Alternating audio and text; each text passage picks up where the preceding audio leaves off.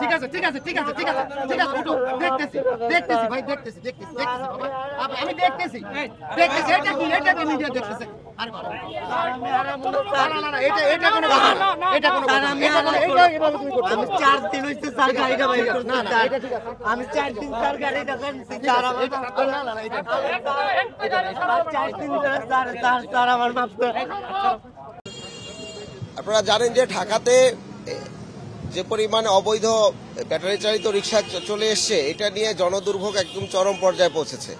বিশেষ করে প্রত্যেকটি ঢাকার নাগরিক প্রত্যেকটি অঞ্চলে স্পেশালি নারীরা এবং শিশুরা কিন্তু সবচেয়ে বেশি বিড়ম্বনার শিকার হচ্ছেন, কারণ প্রচুর অ্যাক্সিডেন্ট হয়।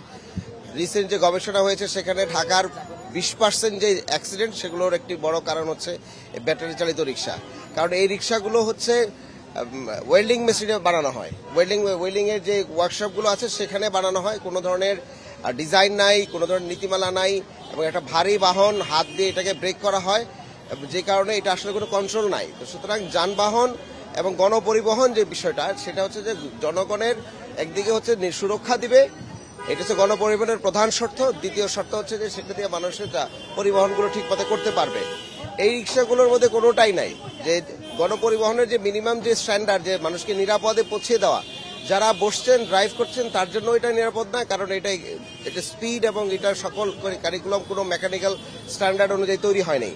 আর দ্বিতীয় হচ্ছে যে রাস্তা দিয়ে যাচ্ছেন লোকজনের উপরে তারা আসলে পড়ে যাচ্ছেন, কারণ কোনো কন্ট্রোল করতে পারা যাচ্ছে না। তো সুতরাং এটার কোনো ধরনের বৈধতা এখানে নাই, আপনারা ভালো করে জেনে থাকবেন। এবং আমরা সরকারের পক্ষ থেকে বৈধ রিক্সা যেটা মানুষের জন্য সুরক্ষা দেয়, সেফ যানবাহন আমরা তৈরি করছি। সরকার প্রাইভেট সেক্টরকে বলেছে, ডিজাইন দিয়ে দিয়েছে, তারা তৈরি করবে। এবং প্যারালালি আমরা হচ্ছে ট্রেনিং এর ব্যবস্থা করেছি, এই মাস থেকে শুরু হবে। তো সুতরাং রিক্সা যারা চালাবেন কিংবা যে কোনো পরিবহন যারা চালাবেন তার তো ড্রাইভিং এর ট্রেনিং লাগবে যে কিভাবে সেটা চলবে। সুতরাং একদিকে ট্রেনিং দেওয়া হবে, ট্রেনিং এ যারা পাস করবেন তারা অ্যাপ্লাই করতে পারবেন রিক্সার জন্য।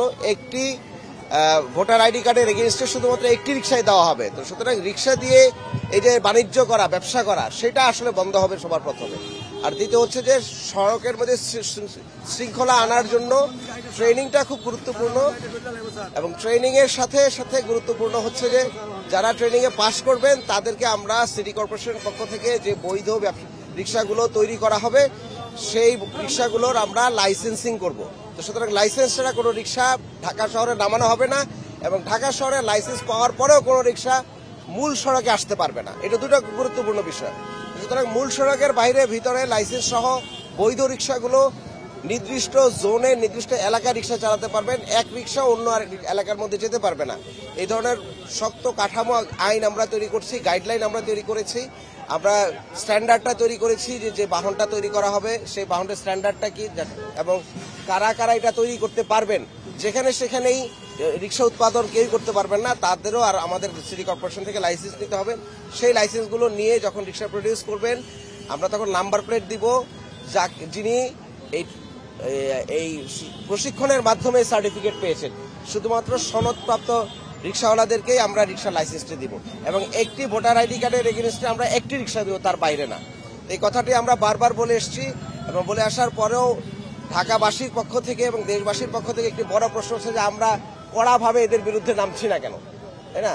তো সুতরাং আমরা এগ্রিগেট ভাবে নামছি।